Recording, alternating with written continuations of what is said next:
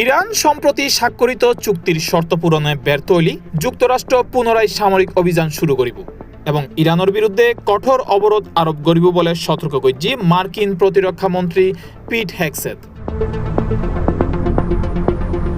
এর আগে যুক্তরাষ্ট্র ও ইরানের মধ্যে শান্তি চুক্তি ঘোষণা দিল পাকিস্তান। তবে চুক্তিত লেবানন সহ যুদ্ধক্ষেত্র শত্রুতা বন্দর হতা থাকলেও ইসরায়েল তা প্রত্যাখ্যান করছে। চুক্তি ইবেরে ইসরায়েলের ক্ষতিকর বলেও মন্তব্য করছে দেশ ইবের কয়েকজন শীর্ষ নেতা ও বিশ্লেষক। ইয়েন লয়েনে ইসরায়েলের তীব্র ক্ষোভ ও হতাশা ছড়াই পড়ছে।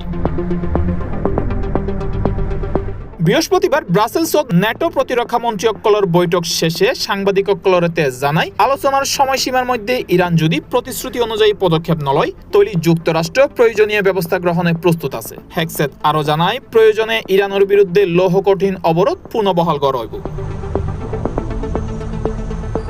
কিন্তু ইরান যুদ্ধ সমত ন্যাটোর কিছু মিত্র দেশের ভূমিকার লই এনেও সমালোচনা করে হেগসেথ। তার অভিযোগ মধ্যপ্রাচ্যত ইরানি লক্ষ্যবস্তুত হামলার লাই ইউরোপের ঘাঁটি ও বন্দর ব্যবহারে বেশ কয়েকখান দেশ সহযোগিতা ন করে।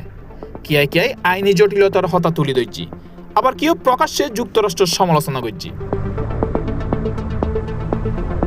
হেগসেথর দাবি মিত্র দেশিগিনির এন অবস্থান মার্কিন সেনাসকলরে নিরাপত্তা ঝুঁকির মুখে ফেলাই এবং ইয়েন যুক্তরাষ্ট্রের প্রতি দায়িত্বশীল আচরণের প্রতিবন্ধী।